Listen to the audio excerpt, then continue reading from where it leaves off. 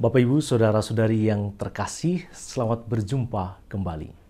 Mengasihi sahabat itu biasa, tetapi kalau kita mampu mengasihi musuh, itu yang luar biasa. Sebab kasih yang dibutuhkan untuk mengasihi sahabat merupakan kasih yang bersifat alamiah. Artinya, semua orang, apapun agamanya, apapun budayanya, dan dari manapun asalnya, yang namanya relasi persahabatan merupakan relasi saling mengasihi.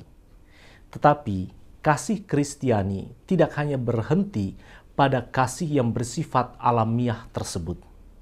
Kasih Kristiani mesti selangkah lebih maju untuk mengasihi yang tidak layak dicintai seperti mengasihi musuh. Dan untuk dapat mengasihi musuh, tidak cukup hanya dengan mengandalkan kemampuan diri semata-mata. Rasul Paulus dalam 1 Korintus bab 3 ayat 16 sampai dengan ayat 23 mengajak kita untuk memiliki satu pemahaman iman yang benar bahwa kita adalah milik Kristus. Itu berarti sebagaimana Tuhan mampu mengasihi semua orang, termasuk mengasihi orang yang membenci Dia, kita juga dapat melakukannya kalau kita senantiasa menimba kekuatan kasih dari Kristus. Hanya dalam Kristus, seorang musuh tetap dicintai sebagai sahabat. Di luar Kristus, kita tidak akan mampu mengasihi musuh. Hanya dalam Allah yang menerbitkan matahari bagi orang jahat dan bagi orang baik, kita mampu mengasihi sesama. Memang perintah untuk mengasihi sesama sudah tercatat lama dalam kitab Imamat bab 19 ayat 18 yang berbunyi begini. Kasihilah sesamamu manusia seperti dirimu sendiri. Tetapi penafsiran orang Yahudi saat itu terhadap ayat ini terbilang dangkal. Mengapa? Pertama, bagi orang Yahudi, sesamamu berarti sesama Yahudi. Bukan dalam pemahaman yang lebih terbuka, yang lebih inklusif sebagai sesama manusia. Model penafsiran seperti inilah yang membuat orang Yahudi memandang sesama Yahudi sebagai sahabat.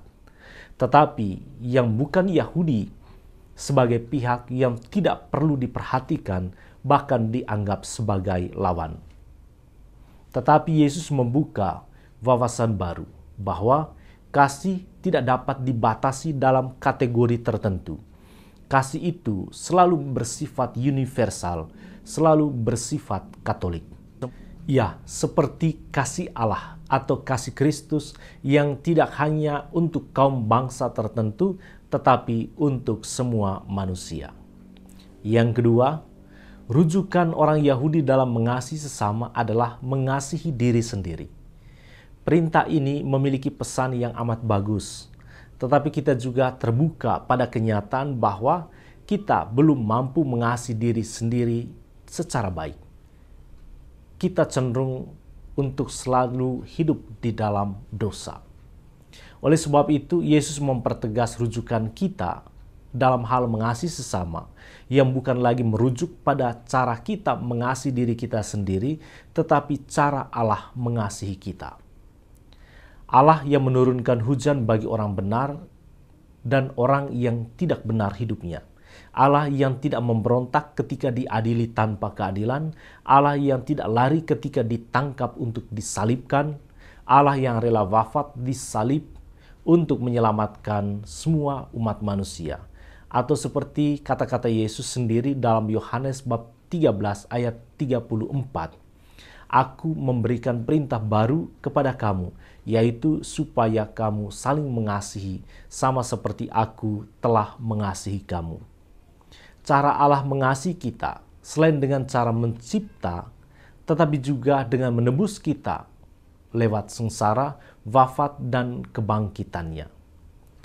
Karena begitu besar kasih Allah akan dunia ini, sehingga Ia telah mengaruniakan anaknya yang tunggal supaya kita tidak binasa dan memperoleh hidup yang kekal. Sebagai orang Katolik, kita sebenarnya bersyukur akan peristiwa sabda menjadi daging atau Allah menjadi manusia. Mengapa? Pertama, karena dalam peristiwa Allah menjadi manusia, kita dapat mengenal Allah lebih dekat.